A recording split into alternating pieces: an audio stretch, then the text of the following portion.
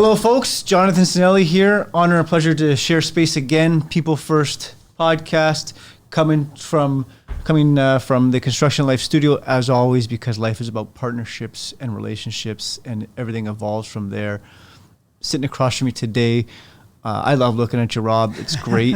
Your energy, you radiate just an abundance of positivity, and it sort of stemmed from the first time you and I had a conversation. So I appreciate you. Thank you for making this happen. You brought us some goodies that are great there, but more importantly, you're bringing us a lot of wisdom from life. So thank you for being here. You're going to make me blush. Thank you. I'm very happy to be here. Well, honestly, it's an honor and a pleasure to share space, because the way our conversation started was real raw and authentic, and it was just like, fuck, man, what's going on? Holy shit. We talked about life. And like right away. Right away. It was right in, no business stuff, crazy. Yeah. Yeah. It's to the point where it was like, okay, we need to pull the handbrake here and repick this conversation up in an hour. And the next thing we know, folks, I got to tell you this, the first interaction, we're creating, mastermind groups together. We're saying, let's scotch and cigars. Let's get boys together. Let's get the right group of folks together and create cool shit. So Rob, thank you for being here. Thank you for inviting me. You're welcome. I'm going to share the details early, folks. So CFOcollective.com, best way to get in touch with you. True? CFO-collective.com. Thank you. Yeah, no problem. Thank you. Yeah. We'll go through that, and that'll be in the show notes. So Vanessa, that one's on you. Please drop it in the show notes. Rob, the other website, ironically, is a business in India, and they won't give it to me. So really? What the fuck, man? It is what it is, man. So. It's life. But there it is, folks. I mean, the great logo, great swag there. So, Rob, I like to lead sometimes with some unorthodox questions, really open up some thinking patterns. Yeah, you warned me. So here's the creative question coming your way. I gotta craft this one. So, would you rather? Oh, is my wife listening? If you share the link with her. Is it that kind of question? Would you rather, from this day forward, not be able to create any new memories? So in other words, all the old memories you have are lost, but you get to retain everything new. Or retain all the old memories and not be able to retain any new experiences?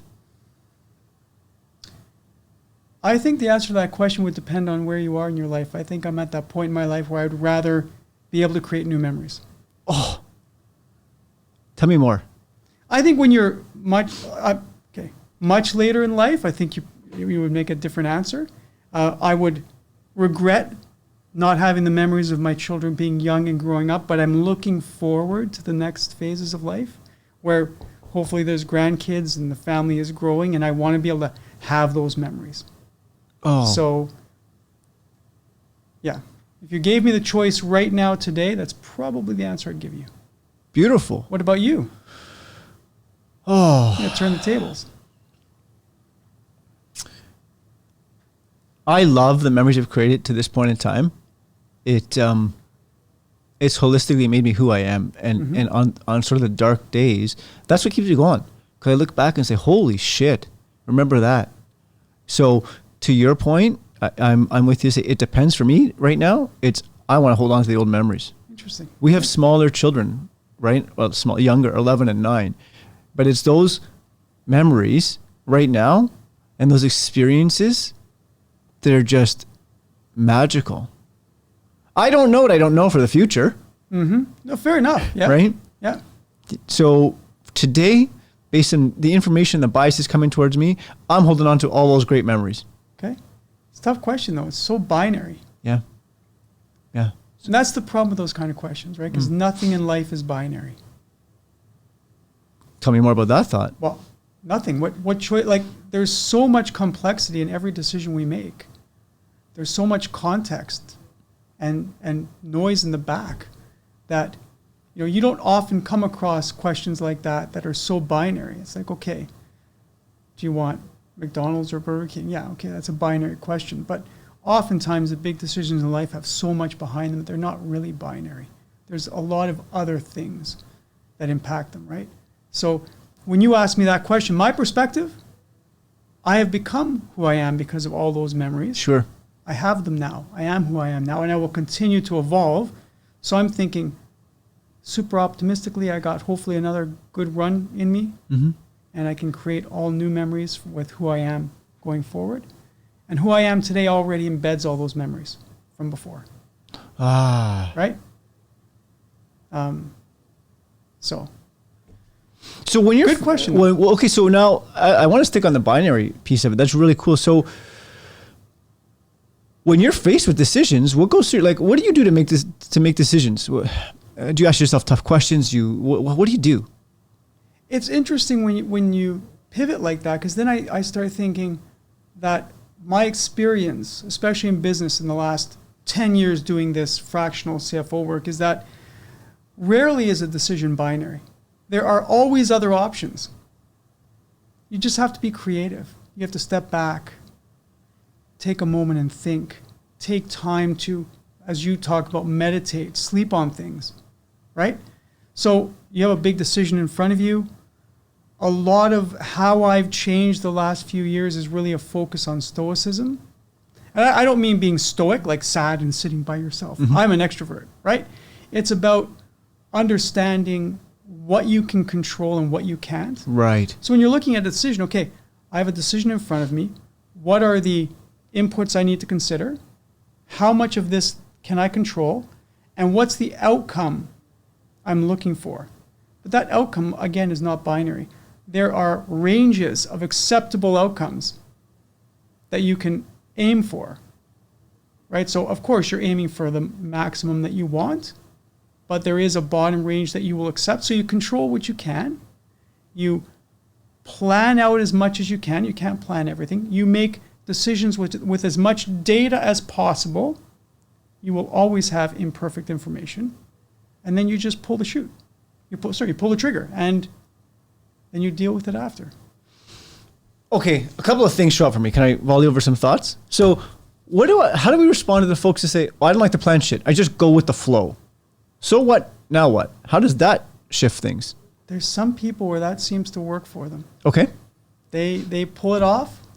In the context of business, it's funny, I was speaking with a potential client yesterday, and he said that exact thing. I go with my gut usually, but last year there was a problem, and it's costed me, let's just say, a lot of money. Sure. And I said, as you get bigger, as decisions become more complex, the impact of these decisions is more critical, more severe. If it goes sideways, it's more severe. So now you should trust your gut. Your gut has served you well. But let's try to put some data around it to confirm what your gut is telling you. That's all. I'm not saying ignore your gut. I'm not saying don't plan. But let's try to put some structure around it, especially as it gets bigger and more complex. You're a project manager. You know that, right? The bigger and more complex something gets, the more you need to plan. Yeah, but that's risk. So what goes through my mind is that's risk analysis. And the other thing is, I don't know that I subscribe to trust your gut, because my gut doesn't make decisions. It's not actually down here, right? It's tied. I mean, there's a gut-brain relationship. I know that, right? Yeah. And those, we know that, right? Except that it's not doing the thinking. It's triggering thoughts, but it's also based on biases, transferences, presuppositions. That's your caveman brain. Right? It's our caveman brain. It's the only way your caveman brain can keep us communicate. safe. Yeah. It's the only way it can actually communicate is through that gut feeling. Yeah. That's the only way that part of the brain is connected. There's no other way that part of the brain can communicate.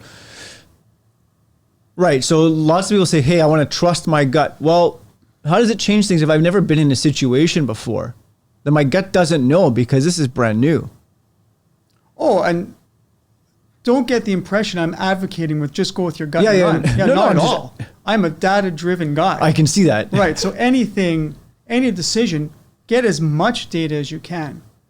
And once you make a decision, you need to have a plan, right? You can't, or else you will fail. Over and over again, clients who don't follow the guidance and the lead that we're giving, the plans don't work out. Yeah. The goal doesn't get hit.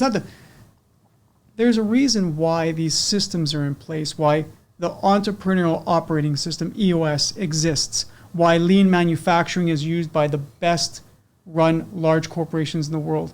Because the only way to develop critical steps, the only way to drive accountability is through planning systems that are organized, consistent, have a cadence. Again, I'm preaching to the choir here. Like you know all this. I'm not. You know, you're a professional in this area. Well, we all know this. Right? I mean, if we look back through history, you know, let's go to the military, right? The oldest run organizations in the world. Yeah.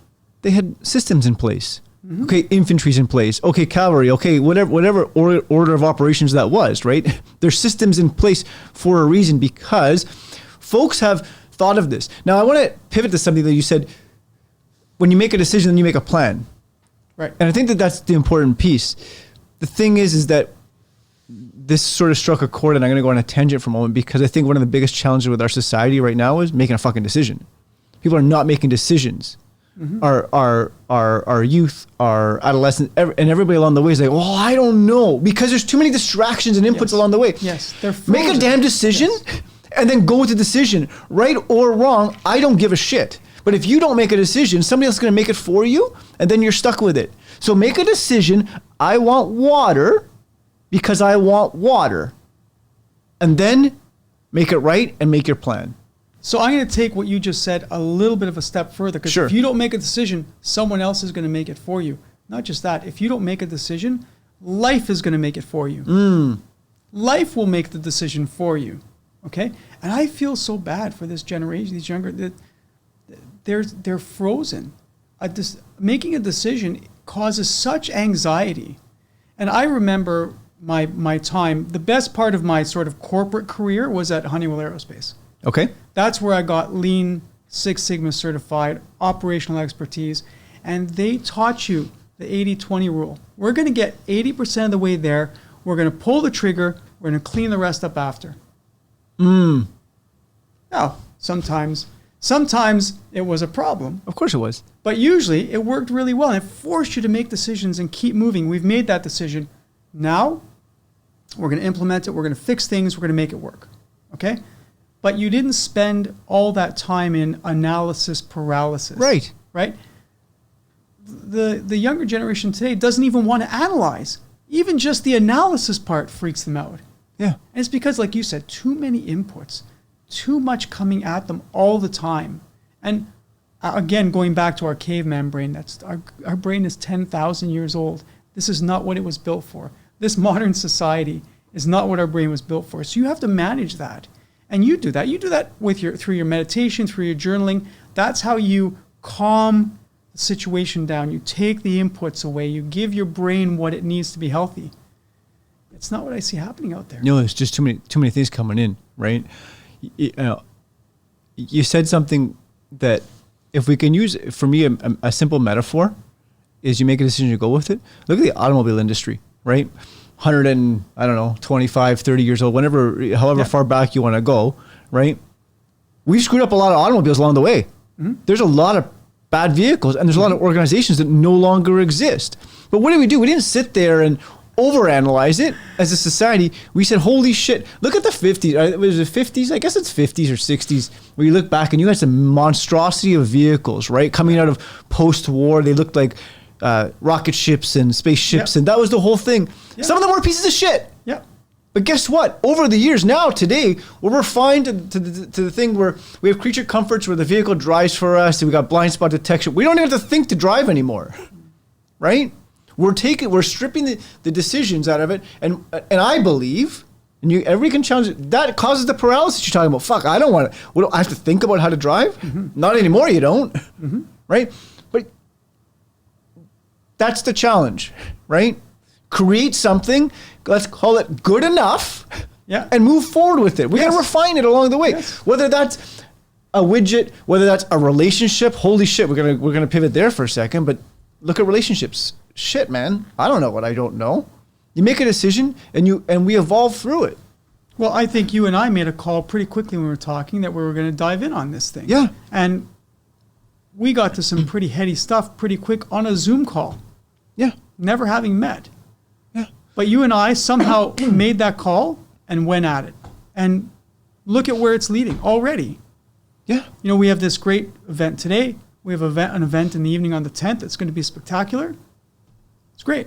Yeah. And this is it, folks. I mean, I'm gonna dive into our first conversation, Rob, because this is really illuminating who you are as a human being and what attracted me energetically to you, because it was just like, what's going on in life? Fuck, here's what's going on, man. I'm struggling here. I've got young children, and you know, my relationship with my wife is at this point in time.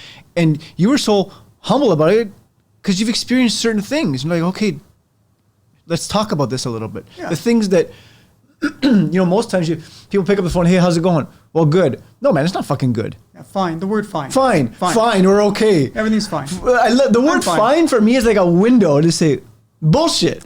Right. What's really going on? Right. Yeah. Right? Sure, because if they're answering fine, there's probably a bunch of depth under there that they're not wanting to open up about. And guess what? We're all human beings, and we're all dealing with shit. We're all dealing with it. Yeah. Illuminated to you, and I've illuminated to a whole bunch of other people, some of the solitude journeys that I've recently gone on, right? Where I shut down to the world for 5 days, and I journaled, and I wrote another book, and I did the fucking heavy lifting myself, and asked multiple questions that really tweaked at every single cell in my body. And as I share that with folks, what shows up is the barriers get removed. Yeah. And they're like, oh yeah, thanks for telling me, Jonathan, because I've got this shit too, right? You know, and we're all dealing with this. Well, you very quickly make yourself vulnerable. And as soon as you do that, people will tend to open up. So it's pretty natural, right? Yeah. I've had to spend a lot of years pushing down my accountant training to interact with people in a more vulnerable way, because you're trained as an accountant to be a certain way, right? Of course. Fact-based, black and white, binary. It took me a long time in many ways to kind of unwind that, to look at business as something very different. And it's all about the people, like you keep saying, right? And it's that ability to be vulnerable. If I show my clients I'm vulnerable, that, you know, I'm not perfect either. I'm not coming here as all-knowing savior, right? So tell me what's going on in your world. What's keeping you up at night? I think I can help you fix that, but you have to tell me. Yeah. Right? So can we rewind a little bit, because you've been so gracious and generous to define who you are as a human being through some of the stories and some of the chatter we've just had. But I really want to unpack, because you've come to it a few times. Take me through your professional career. Where did it start, and how did it end up where you are today? Because that's really intriguing too. Right. That helps define who you are as a human being today. For sure. So it's like many people meandering, it just changed direction a lot, right? It went one way and went another way. And growing up, I was always encouraged to get a career, get some type of professional certification. And that's what I did. I got my CPA. I did the Ernst & Young thing. I went to a small startup, lots of fun, material technology. We took it public, went from that little tiny startup to Honeywell Aerospace, which was amazing. They wanted me to move to Arizona. My wife said I could go ahead and move. She wasn't moving, so we didn't. Our life was here, our family was here, so we made the choice to stay. But at that point, I was running the finances for all of Canada for the aerospace division, and I've always loved airplanes. I wanted to be a pilot growing up, but my eyes, I could never do it. Right, so just being in aerospace was fantastic. I remember going over to Airbus and going into the factory and walking on a couple of the A380s being built. It was just, the giant double-decker. That's cool. That was amazing, right? So eventually, I left Honeywell because I topped out there. I had a couple other jobs. They weren't for me. Okay. There was nobody wanted any value from me. They just wanted me to do really soul-sucking accounting work. So I ended up leaving and going to Humber College to teach full-time. And I was surprised they gave me the job. I had never really taught before. But they did, and I think I did really well. I ran the co-op program, and they encouraged you to do a few things on the side to stay sharp with your career, because it's Humber. It's not meant to be a 4-year degree. It's meant to be job training in many ways, right? Sure. It's a polytechnical institute. So I started doing fractional on the side, 2-3 clients at a time, nothing big. After about 8 years there, it was starting to really grow, the business. My wife and I had taken a year off from teaching. She's an elementary school teacher, and we traveled for a year. And during that year of traveling, I took my laptop and I kept doing the CFO work. And it went well. And so I said to myself, wow, this is something I can do. So when my wife retires in the not too distant future, we can go be wherever we want and I can keep working. Mm-hmm. So that combined with the business growing, I ended up taking that unpaid leave, extending it from Humber, and then resigning from Humber. And I do miss the teaching a bit, but this is so amazing, growing this. So, there's 6 of us now. I've got 15 clients. I'm trying to sort of build it out in Florida as well now, down in the States. It's great. Like, I'm loving it. Okay, let's pump the brakes here. This is unpack to the folks out there, fractional CFO. What does it actually mean in this world? Oh, this is something that's always interesting and so frustrating because people actually think they know what it means. Okay. They come to me and they're like, oh yeah, we know what you do. You do taxes and you do audits and reviews and you do. I'm like, no, we don't do any of that. Like, you have no idea. Oh, and the bookkeeping. We don't do bookkeeping. Do you know what a CFO is? Like, it's a chief financial officer. It is the right-hand person to the CEO or president. And it's a strategic financial partner. Now, I have a very complex and well-built onboarding process that I've trained my team on. So one of the very first things we do, obviously, is making sure that compliance is okay. CRA, WSIB, all that good stuff. Sure. If it's not, you got to fix that. Second thing we do is if the bookkeeping is not of a sufficient quality, we help fix it. We don't do it. We just fix it. Because if you don't have good data, we can't help you. Right. Right? And if you don't have good data, how are you even running your business? I don't know. Like, maybe it was okay when you were 3 million in sales, but you're 20 million in sales now. Everything's falling apart. You're making less money than you did 10 years ago, and you don't know why. You're running out of cash all the time. You don't have any numbers. You don't know what's going on. You're running blind. And you're going on gut. Yeah. Well, gut was okay when you were 3 million. It's not okay at 25, 30 million, at 20 million, even 15, right?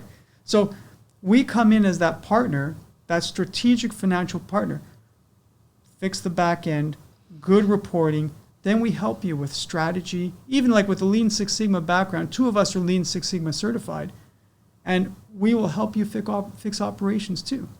And if there's other things that you need, right? So the banks love us. Like, once we come in, the purse strings open. Okay. Because we know how to talk bank. We know what they want. We know what to give to them so they can give to the company, right?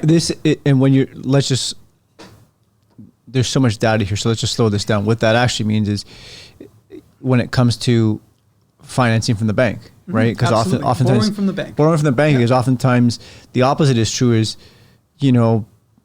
businesses will reach out to the bank and then it's like, oh fuck, the banks don't want to help me. Well, it's not. Maybe they don't want to help you. Maybe they do want to help you. Yeah. But you have to help them help you. Right. In 2008, did any banks in Canada lose money? No. In the big crash in 2008, none of the Canadian banks lost money. Okay? They were solid. They were solid because of how they're built. They don't take risk. And I walk into a new client, okay, what do you show to the bank? Oh, we're late on our reporting every year. Then we give them this kind of information, and it's just red light, red light, red light. Well, of course they're not giving you more. This is a disaster. You have to be on time. You have to hit your covenants. You have to communicate in a transparent and proactive way. You have to give them forecasts. Invite them in. Show them how everything is going so that when you do ask for something, they're primed. That engine is primed. It's going to start right up. Right? So it's all of that. And then in other areas where we don't get involved, so for example, if you're growing a lot and you have a real estate holding in your operating company and you don't have a family trust set up, and I have my trusted partners that we reach out to, we got to fix this corporate structure, right? Right.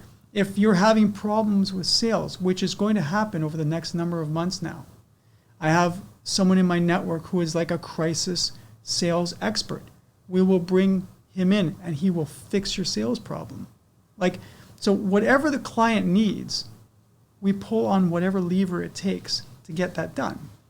So, you know what it is? The movie The Godfather. Okay. The adopted Irish son. The consigliere. Yes. We are the consigliere to that owner. We are the person they can call on a Friday night when they're stressed out about something and they can't share it with their employees and their team. We're that person. It's that trusted advisor. Yeah. Right? That's it. Yeah. Okay, so hang on a second. This is really exciting and powerful and moving. And the question that comes to mind is, people don't know what they don't know. So how do they come into your orbit? So primarily they're referred in, and they're referred in by someone they're working with, oftentimes a commercial lender, a bank, who just says, listen, you need to get some things straightened out before we go any further. Well, what's the big pain point? Like the one you see commonality that brings... Yeah. So the commonality is that it's a movie I've seen over and over again, right? It's that okay. four pieces, right? Sure. They're growing really fast. Okay. They're making less money than they did before when they were smaller. They're running out of cash constantly, running to the bank. And the most important part is they don't know why. Yeah. And it's the don't know why part that freaks the bank out. And the issue is, I'm not going to say always the same, but often the same, right? They're running their $25 million business like it's a $3 million business because they don't know what a $25 million business should look like. And egos aside, yes, it's okay because you're not supposed to know. You're an expert in your business. You've been doing this your whole life. You never worked at Honeywell Aerospace. You never received best practices experience. So it's okay that you don't know. But the wheels are falling off. And if you don't do something, it's only going in one direction. Yeah, and see, you talk about those 4 points there, and I think I want to add a 4.5 to that, because what else shows up for me is the exhaustion, right? They're getting exhausted along the way, or not, but it's like they don't. Most times they probably are, but they don't know what's going on, and then the ego steps in like, what the fuck, man? Like, I'm generating revenue. I know what's going on, but the stories in their head start to go like this, right? Yes. And then it's check out. Fuck you. I don't want your help anyways, Mr. Bank. I'll do it the way I've always been doing it. Yes. And the way I was running a $10 million company got me to 20 million, and 20 million, and I'm going to do it the same way to get me to 30 million. And you and I are sitting here saying, listen, folks, we're telling you because we love you, because we care about you. It's not sustainable. It ain't going to work, folks. It ain't going to work. What happens is they keep throwing more resources at it, whether it's people, more inventory, more working. It doesn't matter what it is, but at a certain point, you run out of resources. More energy. You're exhausted. You run out of resources. So just step back and say, okay, I know what I know. I am excellent at what I do, but I need help to make sure that all of these families that I'm feeding, this wealth that I'm generating for my family, is protected and grows. Like just take the ego away. Yeah, it's okay. And the thing that I'm so passionate about what I do now is because and the team that works with me, we love entrepreneurs. There's a bit of a thing in Canada. In the States, they love entrepreneurs. Oh yeah, they're heroes. Here, they're often looked down upon. Oh, you've done really well. Look at all the money you've made. No, they've taken risk. They haven't slept for years. They're feeding all of these families. We love our entrepreneurs. Our whole gig is helping them succeed so they can grow and make the Canadian economy stronger. Yeah, which, I'm going to say something that's going to trigger people because it's my internal political views, which is a very different philosophy, Canada versus U.S. In Canada, in U.S., it's the entrepreneur is sort of the livelihood. That's the American dream. In Canada, it's often suppressed, right? Like you said, I mean, I don't want to make it about you, it's about me, but it's the conditions and the presuppositions that are, entrepreneur sounds like a great idea, but really the Canadian way is kind of just, nah, you don't want to be an entrepreneur. You want to go work for somebody. Right. So folks, you can either like that or hate that. It doesn't bother me. It's just an interesting thing. And I guess my brain is going, and I'm going to just volley this one out there. Is that how you got into Florida? Because you saw opportunity there as well? Well, so I just, the whole approach to entrepreneurs and the whole approach entrepreneurs take in the US is different, right? So they're more willing to take risk, to invest in something for potential ROI, I think, than they are in Canada. There's a different risk profile. Sure. Okay. So part of it is, the reason I mentioned Florida is because, I have a place there, and I want to, as my wife retires, I want to be able to build business in both those places. Got it. I may as well start where I'm close to my other home. Yep. As a way to start. But just to have that sort of different experience where I'm working with entrepreneurs that maybe are a little more willing to say yes more quickly.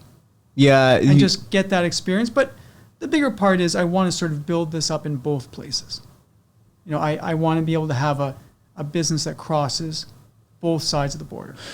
I love that. I mean, if I could say one thing to the Canadian folks out there, it's like, let's stop tire kicking, folks. We got to make decisions faster. Sort of goes back to our earlier part of the discussion is make a decision and go with it. Make it right. There's no right or wrong decision. There's a decision and then you go with it. So hang on a second, because I want to backtrack. You said something that sort of stuck in my mind when we go back to the 4 and the 4.5 part of the exhaustion piece. So the folks maybe they've got that checked out part because they don't have the support they feel they needed, or they get exhausted or whatever. And then, life progresses for decades, right? Now we've been doing this, for 20, 30 years. Now we've got folks who are 50s, approaching 60s, and they're saying, fuck this. I'm exhausted. I can't do this anymore. I hope, I'm going to use it. I hate the word hope, but I'm going to use it, and I don't like the word hate, but I hope that their health hasn't declined, but the probability is it more likely has, because every energy has been invested into the business. Yep. So then 2 things show up, right? I got to get the hell out of this business. So either I transition it, if that's even a possibility, or I sell it. And you get involved in both pieces. Right. So talk to us a little bit about that. Well, I will tell you that oftentimes with my clients, I start getting them sale ready without telling them. Okay. We just do it because they don't think it's necessary. They're not ready. They don't get it. So we just start doing things anyway. We just start underpinning those things that we know will help them be sale ready as part of the regular work that we do. Right? What does that actually mean for a second? Well, I think a lot of business owners don't want to even face the idea of one day they won't be in charge of this business. Whether it's transition or sell, it's the same thing in the end, right? Often with transition, they're a pain in the ass. Okay. And the kid who takes it over, right? Because they can't go away. Right. When you sell it, it's gone. Maybe you have a period where you have to stay on after. Sure. Right? Those oftentimes don't work out very well. It's been my experience. I kind of encourage people to try not to do that. But that's it. Once you sell that business, it's gone. It's not yours anymore. So what are you doing now? What then? Right? So they don't even want to think about it. Because for 20, 30, maybe even more years, this has been all they've known. Right? So they can't imagine a life without it, and it scares the shit out of them. Right.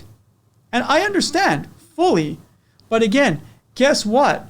What did we talk about early on in this discussion? If you don't make a decision, life is going to make it for you. Yeah. Whether it's health, whether it's you just reach the age when you can't anymore. And if you're not in charge of the process, it's going to take charge of you. Right? If you don't own it, it's going to own you.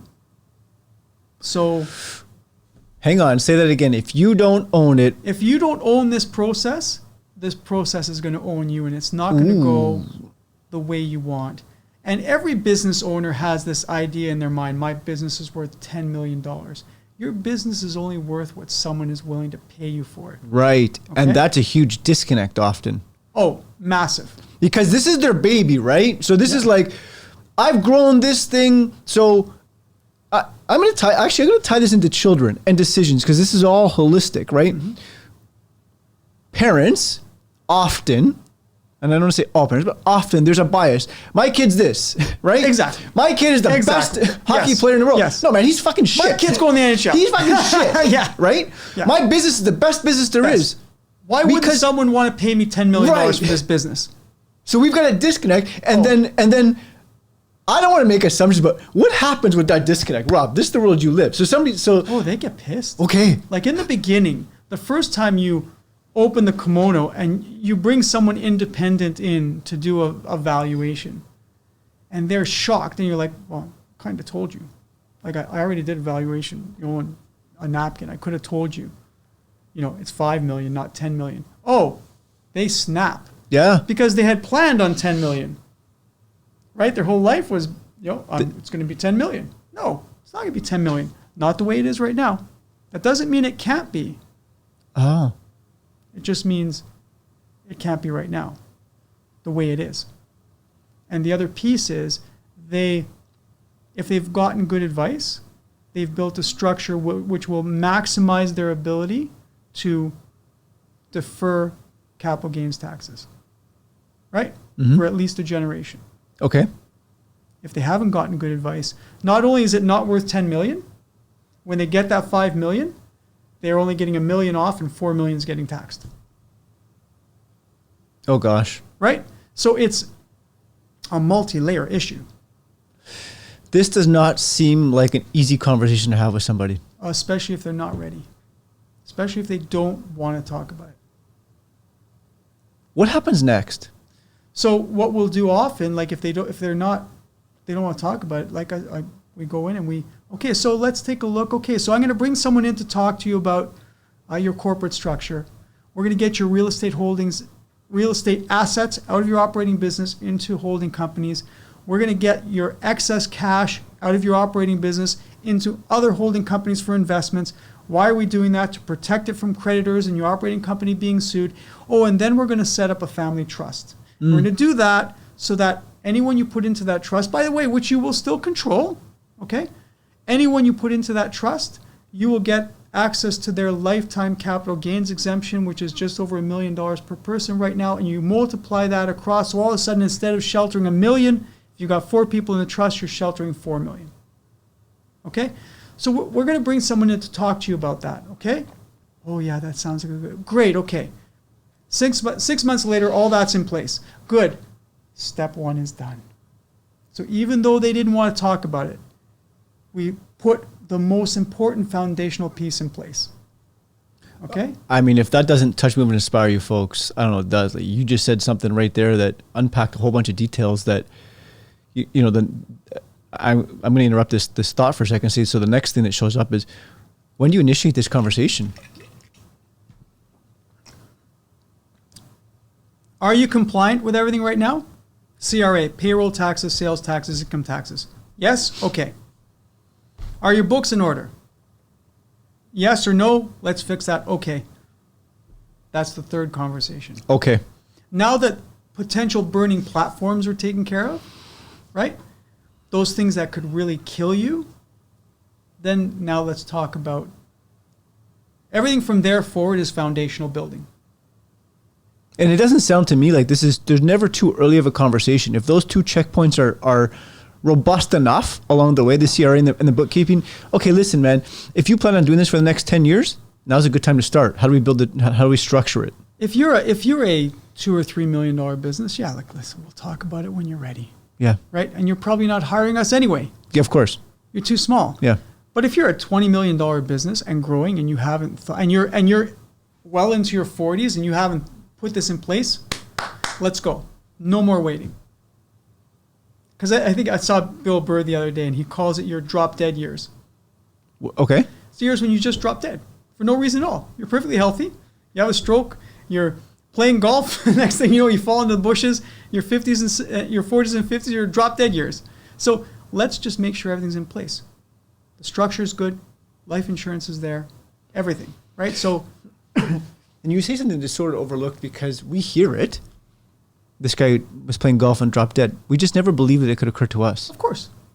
Because it's not something that happens all the time. But boy, when it happens. Does it hit? Yeah. And then you find out that they weren't ready. There was no life insurance. the business has to be sold because there was no succession planning. They sold it for 25% of what it should have been worth because it wasn't ready to be sold. Disaster for the family. Then it's a fire sale. But hang on. Okay, so now let's just pump the brakes here. Then how the hell do you evaluate a company? Okay, Rob, I'm ready to have this conversation. I think it's worth $10 million. You're saying no. Right. Let's just say you say no, right? Jonathan, it's not worth $10 million.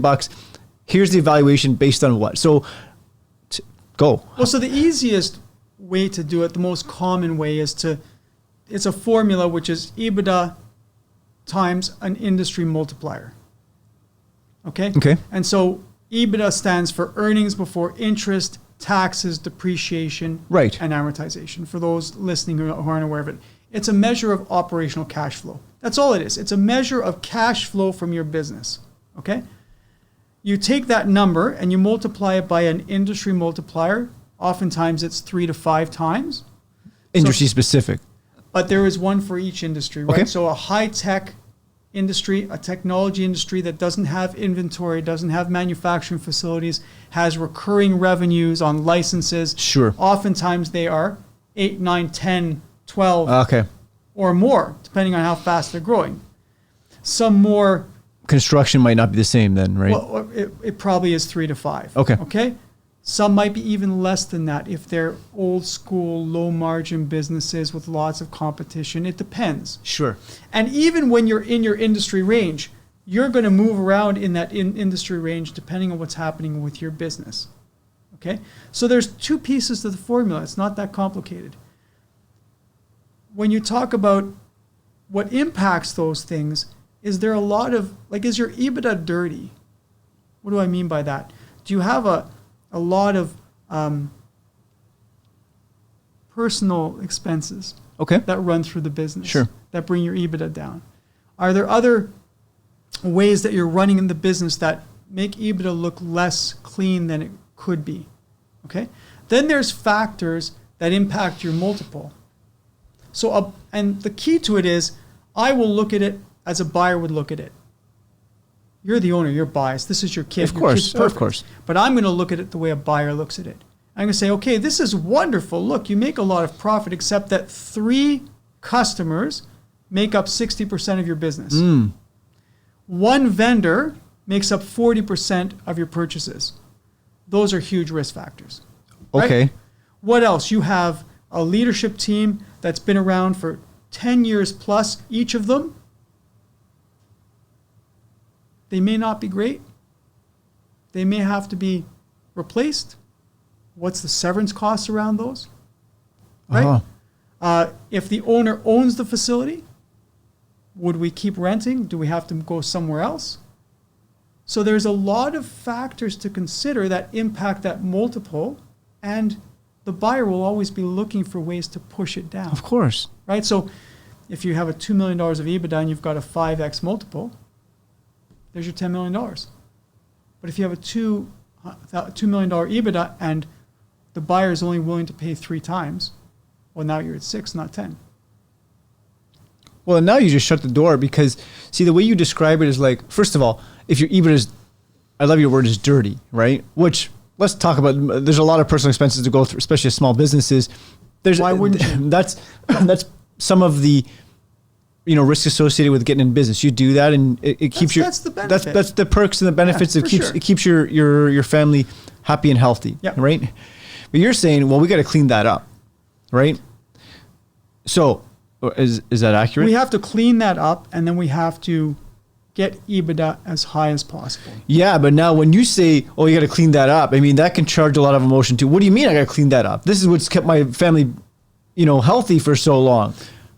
But that can get cleaned up through adjusting EBITDA manually. Sure. On the back end, right? You're sitting with a buyer, yeah, but you can take these costs out. EBITDA should go up. You take these costs out. You won't incur those. That's fine. But the other piece is operationally, there may be ways you've run your business for so long that are causing your EBITDA to be lower than it could be. Okay? So when you go through my steps for selling a business. Sure. If you talk to an investment banker, okay, it's okay that I'm just moving. Yeah. Moving here. Yeah. Right? Yeah.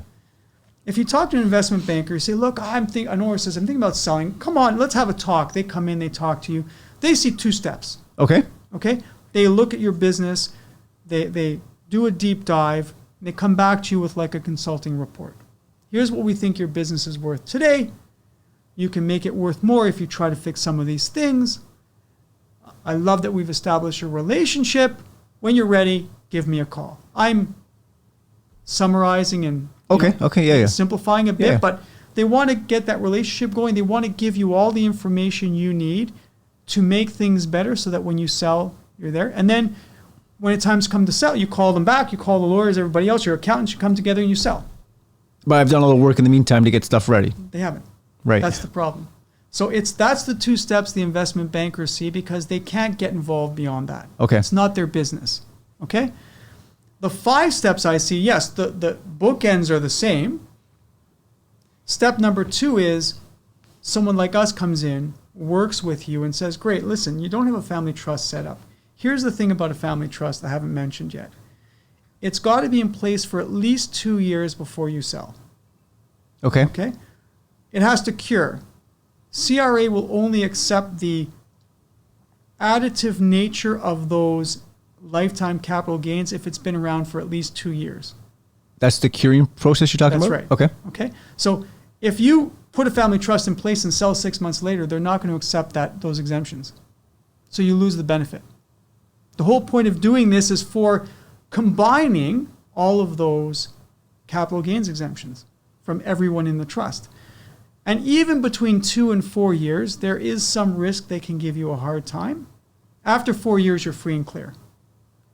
So what I say to clients is, we have 4 years to fix this, to get it sale ready. Let's not waste this time. So we bring the investment banker in, we do the whole spiel. They have a valuation, they've identified a bunch of things, but in step 2, we really identify what things you can do to improve your EBITDA, grow your top line, make your operations more efficient and more profitable. That's step 2. We identify. The difference between us and consultants is in step 3, we implement with you. Okay. We do it. We actually take the recommendations, we prioritize, we decide which ones as a team we're going to work on, and step 3 is we do it. Okay? Step 4 in the lean manufacturing world is what we call the sustain piece. Okay. Because I'll tell you right now, if we make all these changes and we go to sell the business right away, we say to the potential buyer, look at all the changes we made. It's going to be amazing for you. You have to pay for that. The buyer's going to go, no, I don't see any evidence of that. Step 4 is sustain. You want a couple of years of those improvements flowing through the financials so you can show the buyer, no, the EBITDA is not here. It's here. This is the EBITDA. That's what it was 5 years ago. But this is what it is now, and this is what you're paying for. Okay. That's step 4. And then step 5 is the normal step 5. Bring in the lawyers, investment bankers, the accountants, and market the business and sell the business.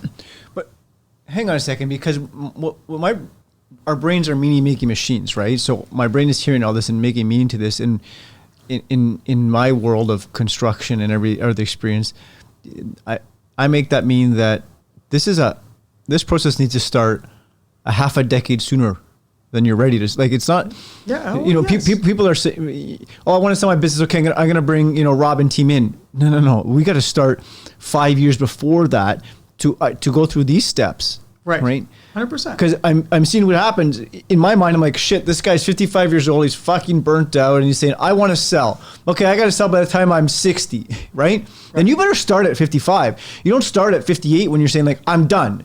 Because that happens too, right? People wake up one morning and say, that's it. Fuck it, I'm out.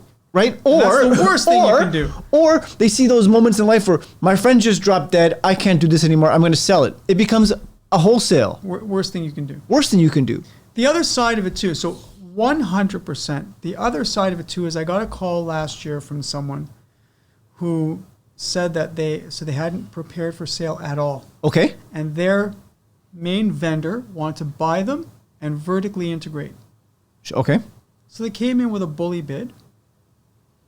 They didn't hire us. I don't know what happened, but I'm sure they probably took it because this vendor, if they didn't take the sale, who knows what the vendor was going to do to them, because they were the primary vendor for them. So they probably had to sell it at a fire sale at less than they could have got if they were sale ready. So your business should always be sale ready. I love that. If you want to sell at 60, don't get it ready at 55. Why would you not want to earn more EBITDA earlier?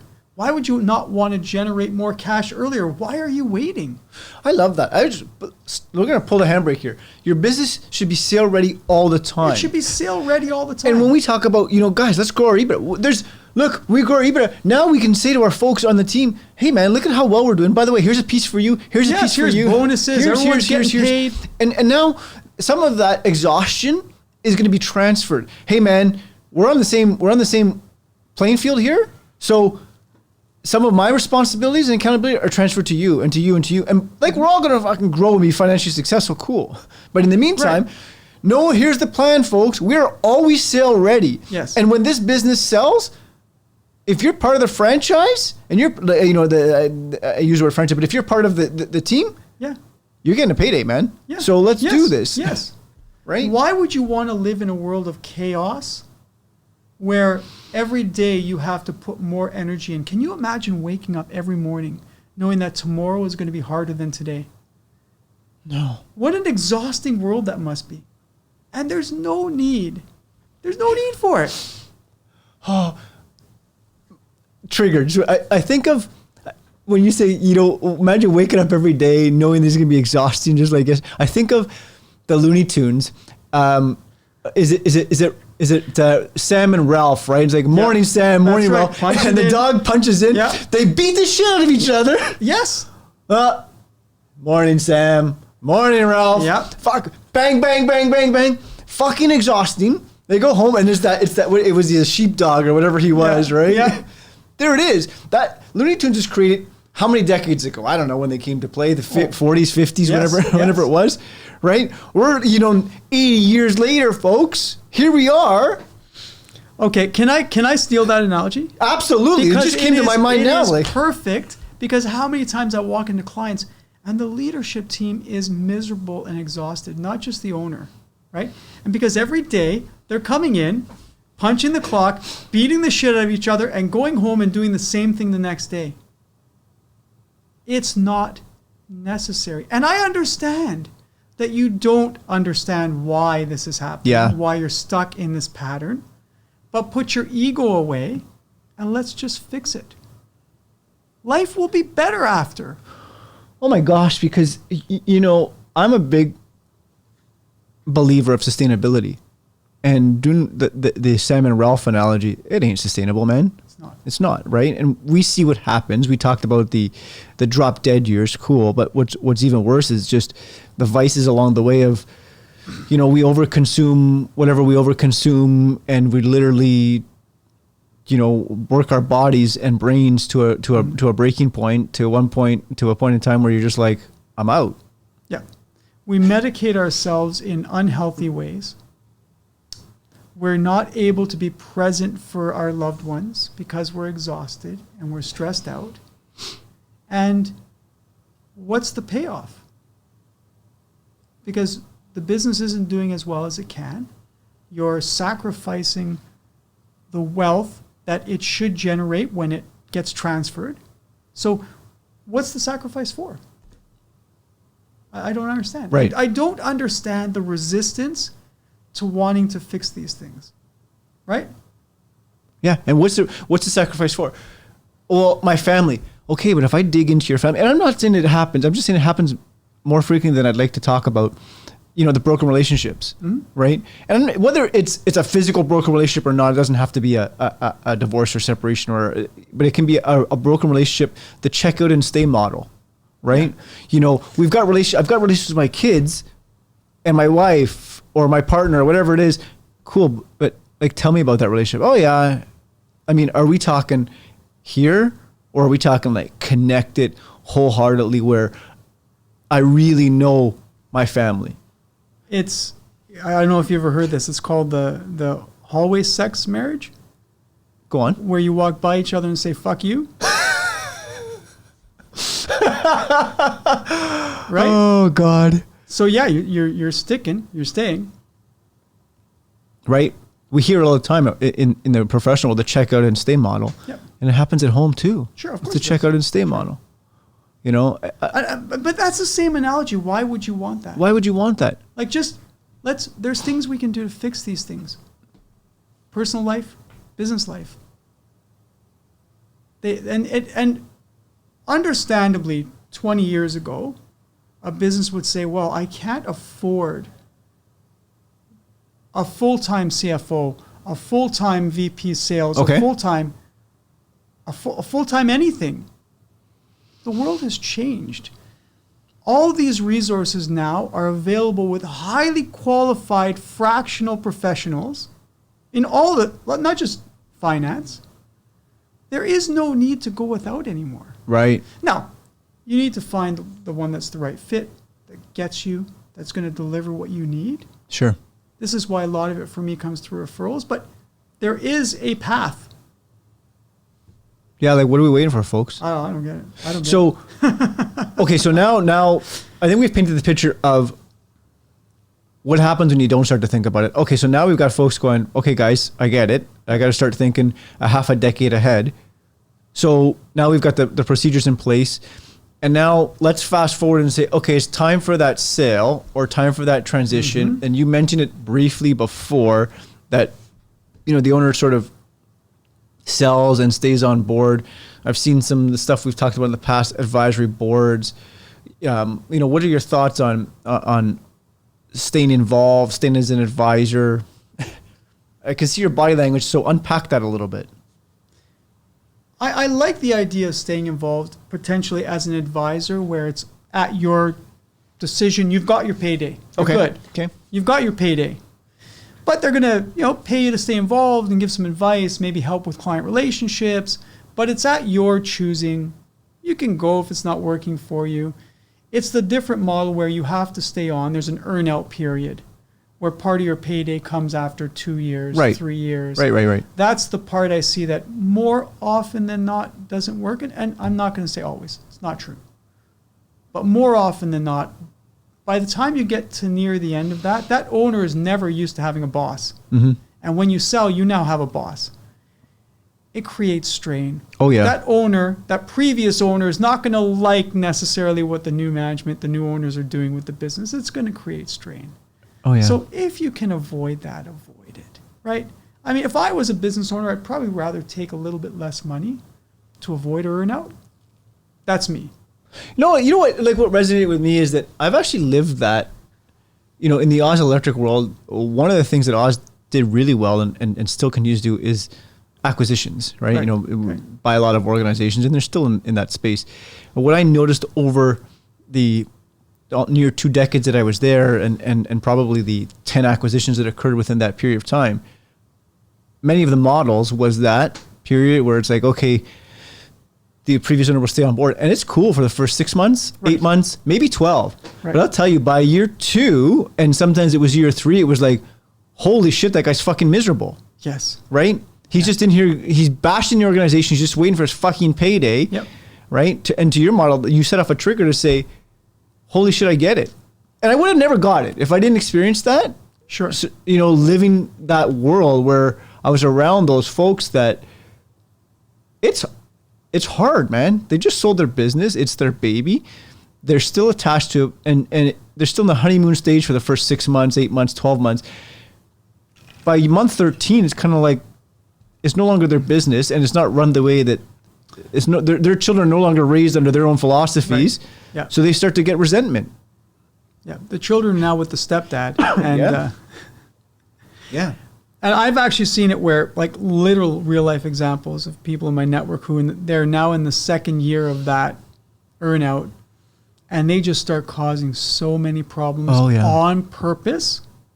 And eventually the new owners just cut them a check and tell them, just go. Just leave. Here's the rest of your payout. Please just leave. Like, that's how that it gets so bad that the previous owner just says, oh, I'm going to fix these guys. Right. I'm going to make it so bad for them that they just give me everything else just to make me leave. And that's a real life example that happens all the time, Yes. man. Yes. 100%. Okay, so hang on. This is cool now. So now, let's assume that everything is cleaned up, right? Whether they got out early or they got out late. Now I've got this individual who's got a plethora of opportunity because life is in front of them again. But now for the last 25 or 30 years, I've been working in my family business. I don't know what to do next. What happens then? It's a huge issue. And I'm going to say something, hopefully I don't get a lot of flack, but it is factually correct that in general, most of the business owners today are still men. Sure. Yeah, sure. Absolutely. Working a lot. Yes. Lots of hours. Not home a lot.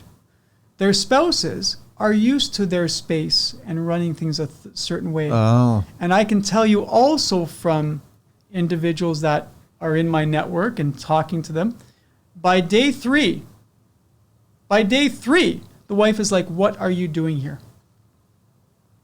You are fucking up my space. Yeah. You need to go figure out something to do with your time. Right? I'm not a big golfer. Like, I get the attraction. You try to play golf every day, gets boring. Sure. Go to the beach every day, gets boring. Right? You have to figure out what to do with yourself after. And it's a huge problem because for 20, 30 plus years, this has been your whole life. Right? Right. It's been your routine.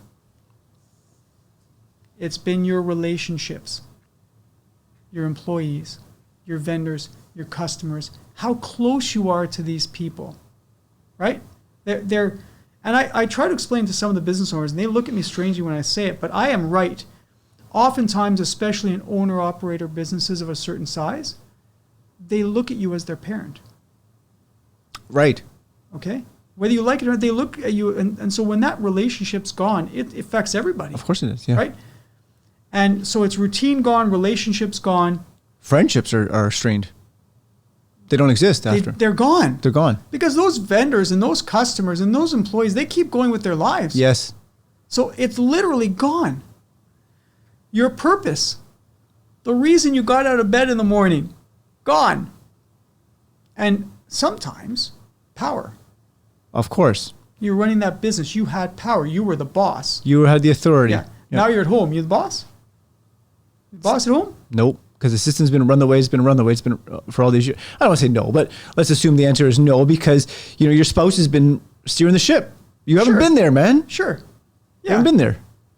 And so all of that is horrible if you don't start preparing yourself for it. So you have to prepare the business, but you also have to prepare yourself. What does that mean? Well, you have to start before you sell the business. You have to start developing those other pieces of your life. Okay. Right? And I always feel so strange talking about these things because I'm a friggin' CPA. What do I know? Right? Okay? But it's just common sense that people just don't want to think about. It's not like I'm inventing something new or novel. You have to start getting yourself ready. It's going to take time for you to build up that other part of your post-ownership life the same way it's going to get that business ready for sale. Sure. Okay? So, and there's the two pieces, right? There's the piece, assuming you're still married, and it's the piece with your spouse and your family and the piece without them. Okay. And what do those two pieces look like, right? It's got to be more than just golf, right? You've got to find some purpose. And it can be a whole, the opportunities are endless. It can be go into coaching. It can be, it can go into, there's tons of ways to do coaching, mentoring, volunteering, going into charities and giving your time that way at high levels, right? Because you have all this experience and a vast network. It can be new hobbies that you always wanted to do your whole life, but you never got around to. Now you have the time and the money to do them, right? What if somebody, I'm going to interrupt you because what if they don't know what their hobbies are? Because the hobbies doing anything around work. That's why it takes time. That's why it takes time to figure out because you have to try things. Yeah. Right? It's like everything else. You're going to make lists of things you might want to like, you might want to try. Go and try them. Something will click. Okay? I've never played racket sports. Sure. Growing up. Okay? I wasn't super athletic. My eyes were, I like to joke around. I come from a very shallow gene pool. really bad eyes. Sure. I had laser eye surgery 20 years ago. My eyes were 20/20 for 6 months. Okay. And then they've been continually regressing to about half as bad as they were before. Okay. Which is still way better. Yeah. Right?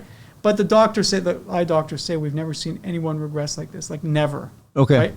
Right? So I never played racket sports, but my wife and I picked up pickleball let's say 2 years ago. Love it. Love it. Great exercise. And it's great for the brain, right? My mother is moving through dementia. And so I worry about these things. My wife worries about these things. And racket sports, the studies have shown, racket sports of any kind extend your life by on average of 10 years and keeps your brain healthy. Plus, it's great exercise. It's something we can do together. So we found something we enjoy doing together that's really good for us. Right? So you know this, and but we had to try things. So yeah, and I'm making an assumption here, so please clarify. So part of, as you're preparing the business for the sale, you're also consciously or subconsciously preparing the owner. Consciously.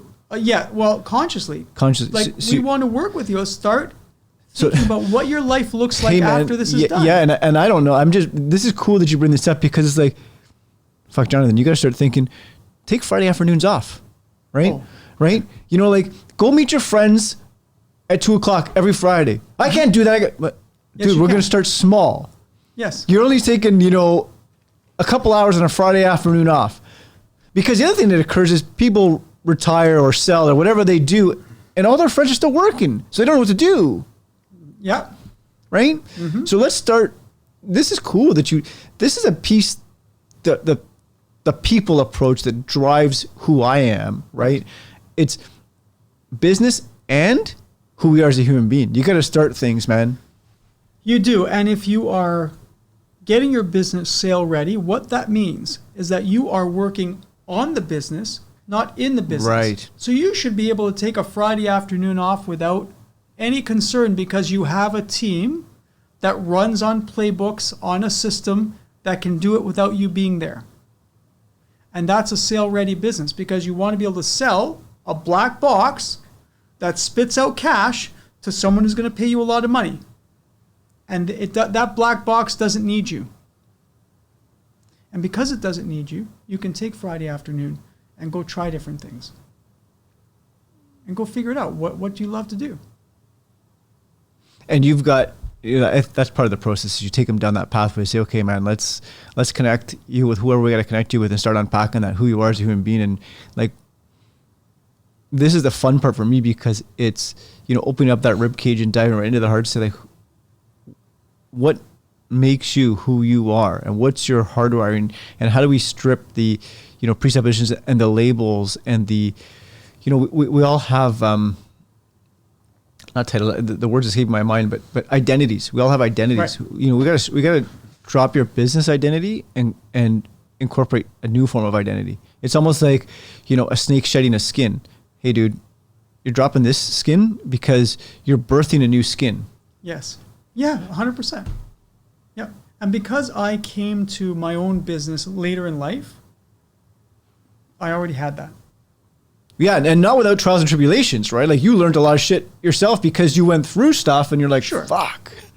Sure, but I already have my own identity separate from my business. So right. I have a different perspective that I can bring to people when I work with them, right? Like I know what the other side can look like. Yeah. So I can help you get there. I have one client and he has a place in Florida and he spent pretty much the whole winter down there. He was working most days, most times he was working, but he ran it remotely. His team up here was running it because we've built it so that it goes like that. Sure. So go to Florida. You don't need to be here. We've got it. Yeah. He gave it a try and it worked. Everything was fine. And so folks, we're talking about a bunch of stuff, but I want to really zone in. You have a tool. I believe I'm going to use the word tool. And we talked about it briefly, I think you called it the wheel of life. Oh yeah, so it's a tool that's out there. It's not my tool. Yeah, it's got different iterations of it. Right. But go on, tell us a little bit. It was introduced to me by close friend that I work with on clients too, Jeremy Miller, Sticky Branding. He's the one who uses this tool, and he oftentimes be like, okay, you're going to go do this talk. Here's a tool. Here's a tool. Like very supportive, right? Yes. So it's not that different than the one that's in your book. Yeah. Your second book. Again, we talked about right before it starts with an M. The monitoring. Yep. Yeah. You know, scale. Right. Yeah. The monitoring scale, and you know, I had 4 quadrants in it. You had 4 quadrants. This one has a few more quadrants. Yep. But it's the same idea, right? So it kind of tries to same way balance your life out. Right? Sure.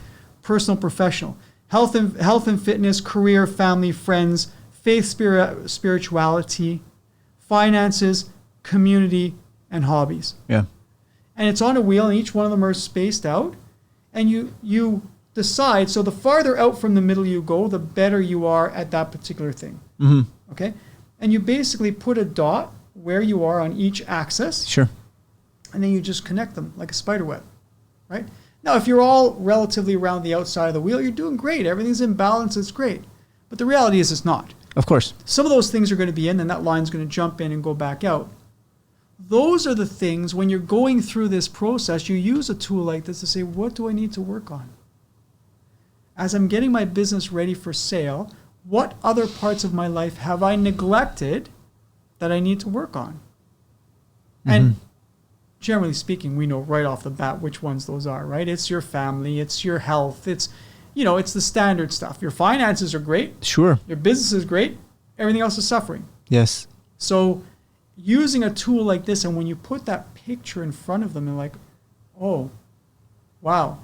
Okay, so let's focus on that. And again, that's for you to work on. I'm not a therapist. Yeah. If you like, but I can at least make you open your eyes, start considering it, move down the path, right? Happy to give you examples of things I've done, others have done, things we've tried. What do you notice when you bring this tool forward to the executives and the owners? What do you notice? Some of them are like, "Am I paying you for this? What are you talking to me about?" Right? Like they're just a little surprised. Yeah. It's like, but this is, I mean, listen, these clients our engagements are long term. Of course they are. Right? So you build a certain level of trust with them. So it's like, no, I'm trying to help you understand. I know what's going to happen the day that you stop working here. And I don't care whether you transition it to your kid or you sell it. The first morning you wake up, it's different. It's different, but it'll be like a vacation. But what happens 3 weeks later? That's when it really hits you. Yeah. Like, oh shit, this is permanent, right? I haven't talked to this list of people I used to talk to every single day. What am I doing with my life? What's the point? I'm going to get up every day and play Scrabble and watch some Netflix and exercise, maybe play golf. That's it. Yeah, the purpose is gone. Yeah. The drive is gone. Right.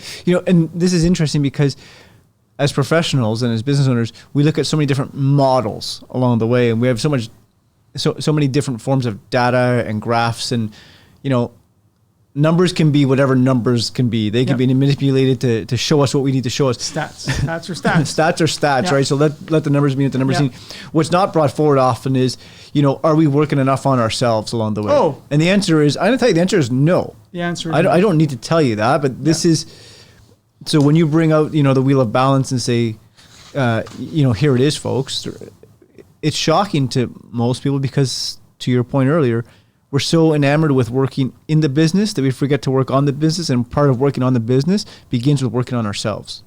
Because how the hell can I show up for the families in the business that I'm accountable to if I'm not whole and complete, or if I'm broken, if I've got plugs along the way because all I've been doing is plugging the holes rather than, thinking about repair and building scar tissue. No, I just put a Band-Aid and continue to put the polysporin on it and hope that it heals. And guess what? It doesn't fucking heal, man. No. It gets either infected or worse is it scars. And then that scar tissue over time, it hurts us, man. Yes. Yeah, for sure. So, yeah. So thank you for that. I saw you fiddling with something. Is there something else you were looking for? No, just look at the wheel of life and just. There's something else that sort of jumped out at me. The 3 Ds. What was the 3 Ds for you? Is that relevant to bring forward? The So the 3 Ds, I think you mean the 3 Ps. 3 Ps, perhaps. Yeah, right. So it's kind of things we've touched on already. It's passion, purpose.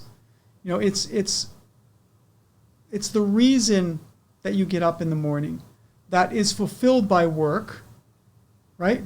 But once that's over, what do you do to fill those up? What do you do to find passion, to find purpose, right? And the other P is people. Okay. Right? The people one is pretty important, okay? Because oftentimes the people piece in your professional life when you're a business owner gives you that purpose, right? Gives you that passion. Sure. You've talked to lots of business owners. They take great pride in feeding all these families. Yes. So those people create the purpose and the passion.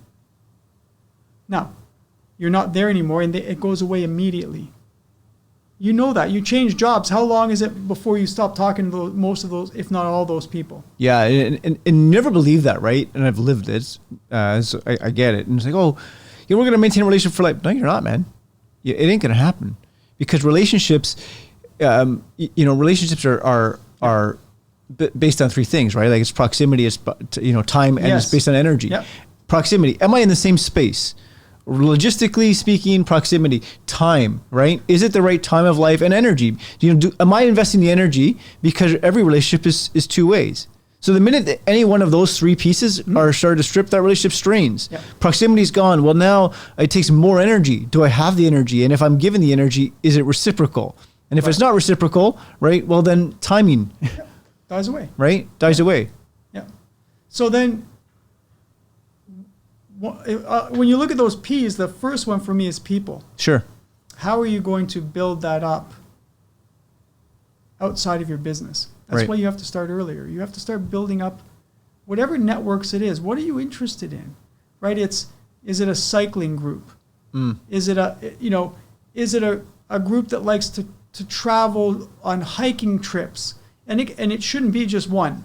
Right. You're building up all these connections. Is it people you want to work out with? Is it, people that if you're into cars, is it cars? Go find your car group. Do that. Like, you've got to find your groups both with your spouse and without.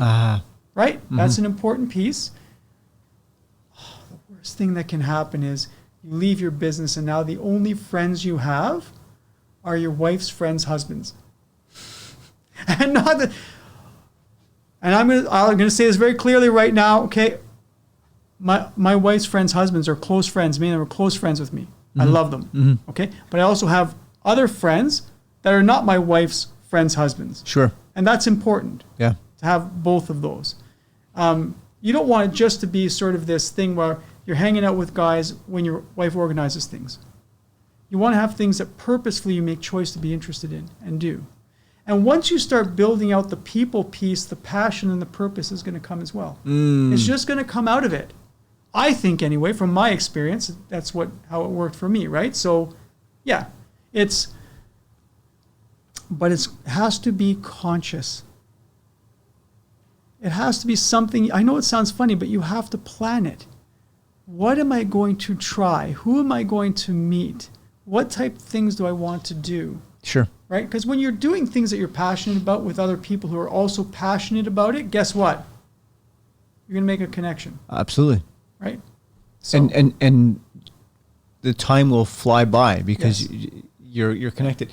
But you said, I think that those are the biggest things to sort of bring it full circle is the way this conversation started, and the way you just brought it up again is you got to start early. Either way, folks, start planning early with what's the exit strategy of my business? How do I get out of it? Yep. And coupling that is not just financial metrics. I also have to start early to say, like, what's the next version of myself look like? And it's okay not to know what that looks like today. Of course, sure. But there's self-awareness to say, holy shit, I've never thought of this, or I have. I need to revisit it. Well, you grew a business, you killed yourself building this business, you sell it, you have a pot of money.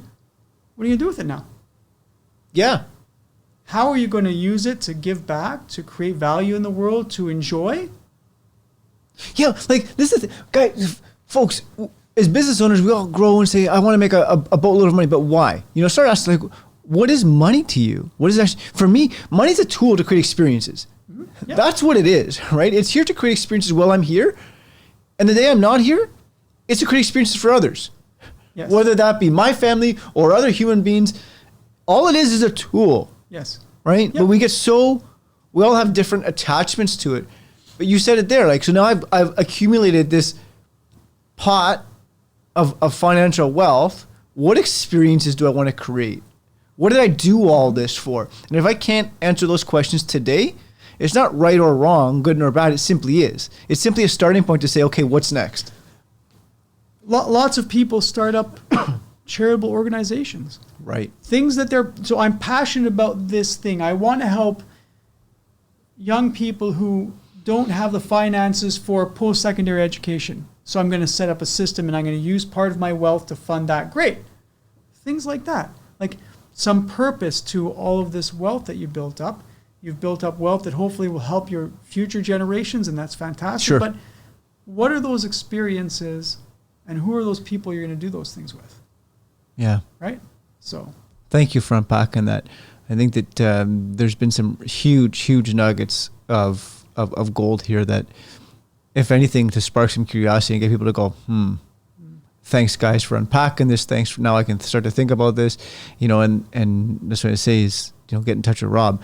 But before we get to that, I want to, come back to you now, because we started who you are as a human being. We talked about everything we've talked about in the middle, and we're going to come back to a couple of things that identify things that have served you well. So I think the first thing on the business front is what's a myth out there, a common myth about the industry you're in that's worth debunking? So I think it goes back to what I touched on earlier, which is they really don't understand what a CFO is. Yeah. Right? They think it's an accountant. And some of my team will joke around that Rob's not really a very good accountant. Good, because I'm a CFO. Right. Right? I don't need to be a really good accountant. Right. I need to understand taxes at a certain level, but I'm not doing your tax return. Yeah. Okay? And I'm not auditing your business formally, okay? Because I'm in your business. It's not appropriate, right? I'm there as your consigliere. Simple. I love it. Right? I'm there to be your right-hand man. Not my whole team is not all men, so your right-hand person. Yeah, sure. Okay? But that's why we're there. We're there to help you reach your professional, and I'm going to shock everyone, personal goals. Yeah. Right? Truly, if you want to be part of CFO Collective, if you want to be a CFO in CFO Collective, you're focused on both of those pieces. Otherwise, there's others you can go work for. Yeah. If you just want to do very transactional, accounting-focused, data-driven work, there's others that you can go. I'm lit up when you talk about this, because the word that sticks to my mind is consigliere. I don't know, but I gotta call Rob, or I gotta call the team, because I don't know. Hey, what do you think of this? Right? Like, you're the consigliere, man. You're the people that they call. Right? Yeah, I get calls at 8:00 at night. Fuck, I had this answer thought. the phone, and I'm really so sorry. I'm like, don't apologize. That's what you're here for. If I was busy, I wouldn't have answered the phone. That's right. So what's going on? That's right. Talk to me, right? Like, and I can't do a good job if I don't know what's going on. So talk to me. What's happening? And you're a human being. Like, you've identified those boundaries. If I can take the call, I will. And if not, I'll connect when I'm able to, because I care. Right? If I can't take the call, I will call back. Absolutely. 100%. Right? Like, it was one of my favorite clients. It's called Shift Collab. They do online mental health services. Cool. Okay, and that they've actually been they've changed me a lot in just being involved with them. Just listening to them talk about mental health and the struggles people have, I never realized how big a deal this was. I really didn't. Okay, so I've been with them for 5, maybe 6 years now, and I am a different person now than I was then, just from working with them as a client. It's a married couple, and they call me their finance uncle. They call me about buying a new house. They call me about, they don't call me just about the business, right? So this is the kind of relationship I like to have. Well, you create human-to-human connection. Yes, absolutely. And you know where you're adding real value, right? You're a trusted resource. I better be. You know, and the thing is, though, what you just identified there is it's a mutual relationship, mutually beneficial relationship. You're getting stuff out of that relationship as well. Sure. And that keeps you engaged. Absolutely. Right? Yeah. Like 5 years, it's shifted you as a person. That's cool, man. That's cool. So what else? You know, we're talking about what else has shifted you as a human being in the last 3 to 5 years, like movie, book. Is there something that you've read or watched that's had a real impact on you that's worth sharing to the world? From a business perspective, there's a couple of books from Vern Harnish. The first one's called The Rockefeller Habits. Okay. And the second one is called Scaling Up, which is the Rockefeller Habits 2.0. Right. Okay. So this book, along with the Entrepreneurial Operating System, EOS, which is lean operations distilled down for a medium-sized business. From a business perspective, a lot of the tools in there, in EOS and in these books, I use with my clients, I use on my business. So it really has created that structure and discipline along the way. Okay? But from a personal standpoint, so, you know, we've talked about, I told you in our call, right, two children born premature, 18 months apart, total combined birth weight of 5 pounds, right? So pretty serious situations. Both came out of it perfectly healthy. How lucky am I? Okay, so that's where I started changing my outlook on life to look around and say, I have nothing to complain about, right? So it's that, what I think you would call that attitude of gratitude. Right. Just being grateful. And every time I'm starting to complain, trying to pull myself back, and I'm not always successful. Of course. Right? But pull myself back and look around and say, wow, the world right now is a mess. Even right now, if you are a line worker in one of the automotive plants, I can't imagine what your life is like. Your plant just got shuttered. Who knows for how long? You're home. You don't have a lot else. The options are pretty limited. Sure. I look around and say, given what I do, no matter what happens, I can always find a way to feed my family. How grateful am I for that? Right? And so a big part of that too is the meditations. Sure. Marcus Aurelius. Yes. So his book had a big impact on me, right? So he never wrote that book to be published. He was journaling. Yes. It was one of his servants who found it after his death, and it's in the world now. And I never really understood what Stoicism was, but it has really given me perspective in how I approach things, right? So, you know, what can I control? What can't I control? What I can control, do it right, do it with effort and passion, try to be good. Yeah. And I find if you approach things that way, your anxiety levels go down. Everyone has anxiety, right? It's reduced. And your outlook is more positive, and things flow better. Everything flows better, both ways. The energy with people, the positivity. Yeah. And I don't even use the word happy, because what is happy? Yeah. The word is content, I think. Probably a better word, right? It's just being content. Everything you see on social media, bullshit. Most people's lives, the more you're showing me how great your life is, the more you're a disaster. It's bullshit. So I don't even worry about it. No, yeah. And people don't even know what happiness is, right? I mean, you could walk through. Look, you walk through the bookstore, and there's like shelves and shelves of happiness equation, how to be happy, happy. The fuck does happy mean? I love your word of content, right? And more importantly, appreciation, and gratitude. I'm really appreciative for what I have, right? Because it becomes really easy. To have the automatic negative thoughts, I call them ants. The automatic negative thoughts run into your brain and suck the energy out of you. And then, wallow in that space, pour me. And we're human beings, so we don't always wallow in that space. But what you're saying is the self-awareness just pop out of there and say, okay, well, what am I grateful for? What's the gratitude? Yeah. So it gets you out of it faster. Yeah. So thank you for that. Right. So if you could go back in time and give yourself 20 years young, 30 years younger, I don't care, decades, 20, 30 years ago, give your past self, imagine this, right? Like you fly back into almost like the movie Scrooge. You go back as a ghost and say, holy shit, is it past? I guess it would be past Rob. Here's what you need to know. This is from future Rob. What do you tell yourself? It's funny because if a few of my buddies from high school do actually listen to this, they're going to laugh. So they used to call me in high school, they used to call me Snapperhead. Okay. They play on my last name, Cinapri, right? And it's because I was always mouthing off. Okay. It didn't matter. I was the littlest guy. I was always snapping and mouthing off at people. For some reason, I didn't think I was ever going to get beat up. And I think if I could tell myself anything to myself, especially sort of 20, 25 years ago, is get to the stoicism sooner. Get to the calm place sooner. Oh. Right? It didn't have to take so long. Why did it take so long? Right? And be comfortable with some risk. It's okay to take risk because things will work out. Like, I was always very risk averse and pretty wound tight. Okay.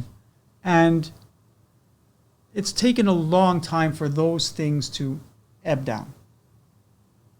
Right? My wife actually said to me the other day, she goes, I just wish it hadn't taken us so long to get to where we are today. And I looked at her and said, how about we just say, thank God we got here? Right. Because there's lots of people who never get here to where we are today, both of us. Right? I would tell myself, read this book. Calm down. You have a great life. Everything's going to be okay. Take some risks. Don't follow always this, get your CPA, get a job, build your career in such a linear, predictable fashion. Right? I think I was 41 when I left the corporate world. It was like, that was a big step. Sure. I got off the path. Right? And that changed everything. Was that when the stoicism started to take flight in your life? And then probably another after 2, 3, 4, 5, I started reading up on this and studying it. But on the flip side, to be fair, maybe I wasn't ready. Yeah. So you can say all of these things all you want, but maybe it needed to happen this way. Of course it did. So that's what I would tell my former self, but maybe it all worked out this way for a reason. Yeah. So we don't know what we don't know. And even, going back, who knows if past version of Rob is ready to hear that from future Absolutely, version of Rob, right? For sure. Yeah. So it's time and space. Well, no. To be fair, why am I? What about you? What would you tell the younger Jonathan? I think I would say something to the effect of believe in your passions and go and keep going. Yeah. Because it gets really easy at times for us to be beat down, right? And then the limiting beliefs come into effect and the questions and the like, what am I doing this for? And the narrative sort of spirals out of control. It's like, that burning sensation in your heart. Listen to it a little bit more and go with it. Well, if I can bring in some stuff from the book. Yeah, sure. From your book. Yeah. Right? You talked about people saying to you or causing you to doubt yourself, who do you think you are? Right. Who's going to want coaching from you? Of course. And the stories we tell ourselves. Mm-hmm. Right? And so like how did you push through that? Eventually when you did, how did you push through it? With a lot of shitty breakdowns along the way, because in order for the breakthroughs to occur, the breakdowns had to happen. I didn't know it at the time, and they sucked. And then I just leaned in, right? Yeah. And there is no easy path. Thank you for volleying it back to me. You're so generous, but there's no simple way. There's a shit ton of breakdowns, and then the self-awareness to say, I'm not who I want to be right now, or I'm being what do I do next? And I lean into the experts, whether it's my own coaches or my own psychotherapist or my own friends and things along the way. But those breakdowns carved a pathway for the breakthroughs. Right. So that's really what it was. And I think the last thing is just, oh, fuck, man, the courage and bravery to throw your hat over the wall and say, I have no idea what's on the other side of that wall, but guess what? I'm going to throw my hat there and then go get my hat. That's the risk piece, right? I'm going to just go for it. I remember sitting there it was Europe. I think we were in Switzerland. I went on a backpacking trip with my friend James, and we were sitting there, maybe Switzerland, having some wine and some bread because you could buy it from the market there. It was amazing. And we're just sitting there and that was our saying for the trip. We sat we called it a war room. It was his parents' family room at the time, and we started in one spot, right? And we said, all we know is, we're starting here in Spain and we're leaving here in France. And what happened in the next 14 days, we had no idea. Right. And we were sitting there going, just fucking throw your hat over the wall and go get it. Yeah. That was it. Now, we took that from an adventure standpoint, and I'm saying is that subconsciously carved a pathway for me to say, fuck it, just throw your hat over the wall, make a decision, and make it the right decision. And go figure it out. And figure it out. You'll figure it out. You're a smart guy. You'll figure it out. So, well, can I ask you another question? Of course you can. Okay. Have you found as you've gone through this journey that people close to you have had more confidence in you than you have? Oh, yeah. People have seen passion and energy and drive in me that at times I didn't even know existed. Yeah. Right? And they'll say things, and I'm like, I don't see myself that way, so thank you for that. Yeah. Now, the important part is I capture that, right? I have a little file of, I call it fan mail. And on the shitty days, I'll go. That's amazing. Yeah, no, on the shitty days, it's in my Evernote file, and I have one in email as well, because you get these wonderful notes from people, and I'm like, fuck, I need that. I need to hear that. I need to have myself hear that again on the days that are shit, right? And yeah, I mean, that transitioned. There were times in coaching sport, man. And this story is in the new book that I just wrote. It's not released yet, but there was a time where it was U18 athletes, and I just did anything for those guys. Literally, there was like a 6-foot wall between. So there was our in the Nobleton rink. There's the fans are behind you, so they're like 10 feet behind you on a mezzanine. But in between there's the bench, and then there's like a 4-foot plexiglass, right? Okay. Yep. And there was shit happening, and these athletes got thrown out, and all of a sudden you just see these two athletes. These guys are 18 years old, right? So they got thrown out for fighting, and they're coming off the bench, and they're gonna scrap. And I'm like, holy fuck, what's going on? Next thing I know, it was like I just literally jumped that wall, landed between the two of them, and scared out of my fucking mind, right? Sure. These guys outweigh me by 50 pounds, and they're coming at me, and I'm, thank God to my fitness coaches and everything else, I'm just like, shut the fuck up. Get him under control. And like, to your point, people are like, we had no idea you had that in you. I didn't either. It's just, it just shows up, right? Yeah. So, yeah, people, to answer your question, people have seen, and it's not just me, this happens oftentimes with human beings. People see who we are before we even see who we are. Yeah. So thank you for that. Thanks for following it back. Now, I want to finish it with one last thought to you. Okay. And this sort of ties in, I have a passion and a love for children. And there are future generations. So I want you to picture this. It's that airplane flying through the sky with one of those wavy banners, those like Leon's sale item, go here, here, and here. But this banner is your banner. You get to put one message to the world, right? And what's the one message? It doesn't have to be geared towards children. It's just one message towards humanity. On that wavy banner, what is the one message that you want to share?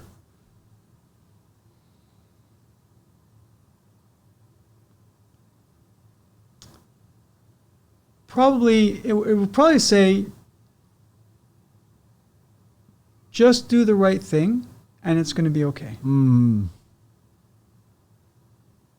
Because that covers off so many things. Sure. Right? Just do the right thing and it's going to be okay. Whether it's in your personal relationships, in business, and it'll be okay. And the right thing is treating people properly, making a decision, putting a plan in place. Those are the right things, right? So do the right thing and it will be okay. Maybe it won't be what you thought it was going to be, but it's going to be okay. Yeah, and oftentimes it never is created the way we anticipate it. And oftentimes it's better. Yeah. Right? It's better. What you envisioned was not where you needed to be. So I think that would be the sign. Do what's right, and it'll be okay. Thank you, Rob. It's an honor and pleasure to share space with you. CFO-collective.com. Yep. That's where people are going to get in touch with you. You have illuminated so much for me. So thank you. A tremendous amount of value, wealth of knowledge. You're a great human being. So are you, and I appreciate you having me, and I look forward to many more collaborations together for sure. Thank you, Rob.